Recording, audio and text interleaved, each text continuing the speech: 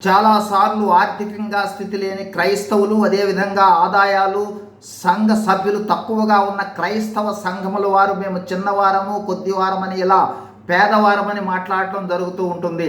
రక్షణ అనుభవ ప్రారంభంలో ఆ విధంగా అన్నారు అనుకున్నట్లయితే పర్వాలేదు. అయితే రక్షింపబడిన తరువాత అనేక సంవత్సరాలు రక్షణ అనుభవంలో ఉన్నవాళ్ళు కూడా అలాగే అంటూ ఉన్నారంటే కొద్ది ఆలోచన చేయవలసిన అవసరం ఉంది, గ్రహించవలసిన సత్యం కూడా ఉంది. ఆర్థికంగా కొద్దిగా ఉన్న విశ్వాసులు, ఆర్థికంగాను మరియు సభ్యులు కొద్దిగా ఉన్న సంఘముల వారలారా, ఒకటి, రక్షింపబడిన క్రైస్తవులు దేవునిని లేదా కుమారుని లేదా పరిశుద్ధాత్మను తమలో కలిగి ఉన్నవారు. ఈ త్రిత్వమైన ఆత్మ లేదా త్రిత్వమైన దేవుడు ఎవరిలోనైనా సరే సమానంగానే ఉంటారు, హెచ్చుతగ్గులుండవు. 2, క్రైస్తవులైన అందరూ ఆ యేసుక్రీస్తు శరీరంలో అంగాలే, అంటే మనము భాగాలుగా ఉన్న క్రీస్తు అందరికీ సమానమే. 3, ఎంత ఆర్థికంగా చిన్నవారిగా ఉంటామో అంత ఆత్మీయంగా దేవునితో సంబంధం కలిగి హెచ్చు ఆత్మీయ స్థితిలో ఉండటానికి అవకాశం ఉంది అనే విషయాన్ని గ్రహించాలి. 4, ఈ లోకంలో ఎంత తక్కువ స్థితి, ఎన్ని కష్టాలు, ఎన్ని బాధలు ప్రభువు కొరకు కలిగి ఉండి ప్రభువును కలిగి అనుభవిస్తామో అంతగా పరలోకంలో ఉన్నతత్వం ఉంటుంది.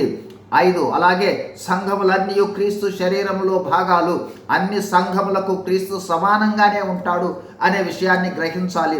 ఆర్థికంగా సంఘ సభ్యులు తక్కువగా ఉన్న సంఘాలే దేవునితో లోతైన సంబంధం కలిగి దేవుని వద్ద కనిపెట్టే ఆత్మీయ ఎదుగుదల కలిగి ఉండవచ్చు. ఆ ఎదుగుదల కారణంగా పరలోకంలో ఔన్నత్యానికి కారణం కావచ్చు.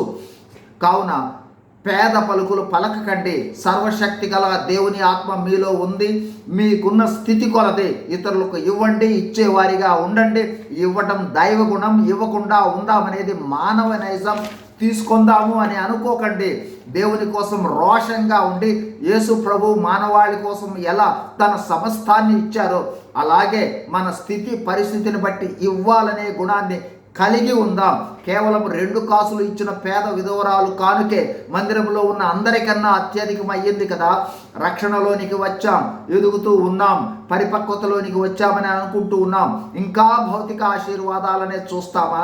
సమస్త ఆశీర్వాదాలు ఇచ్చే యేసు ప్రభు మనలో ఉన్నారు.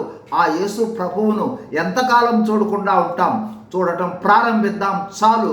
ఆయన కొలత లేకుండా ఆత్మనిస్తాడు, కొలత లేకుండా సమృద్ధినిస్తాడు. God is in you, God is with you. God bless you. Thank you.